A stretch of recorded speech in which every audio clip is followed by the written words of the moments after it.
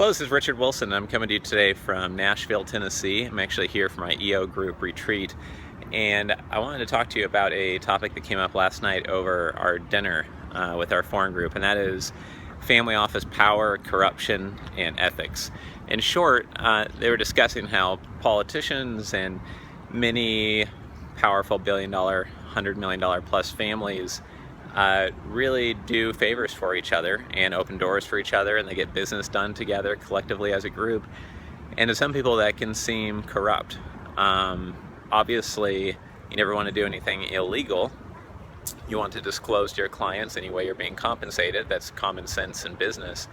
But I think it's really interesting to think about the word corruption and power, and the saying that absolute power corrupts absolutely. Because what I find is that a lot of the largest family offices and families do business with each other because those people are in powerful, influential positions. And obviously, it's in your best interest to treat somebody well, make powerful introductions for them, help them grow their business, give them valuable ideas, valuable business models they could emulate, maybe leads on deals they could close, etc. It's obviously in your best interest to do those things for people that are in a position to help you with what you're trying to get done.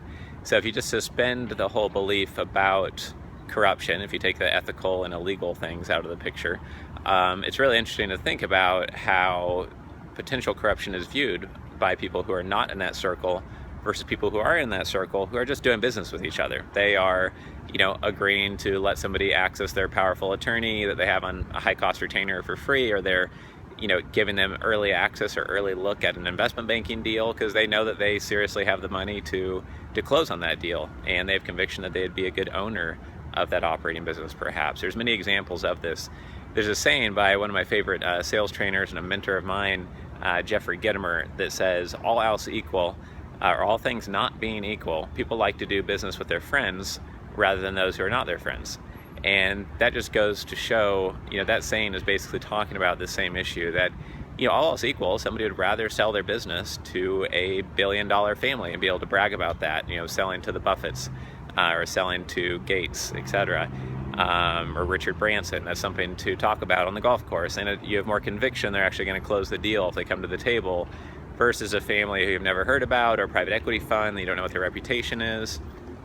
And I just think that at the very high levels, legally and ethically, a lot of it is favor trading, door opening, relationships, working through networks that are aligned into a single industry, and dealing upon reputation and real track record of actions in an industry.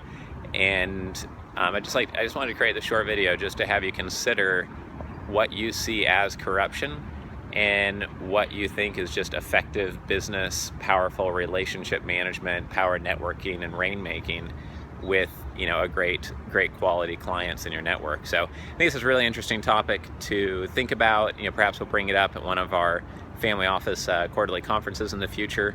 And I hope you'll check out some more of our videos on familyoffices.com. This is Richard Wilson, and thank you for joining me here today in Nashville, Tennessee.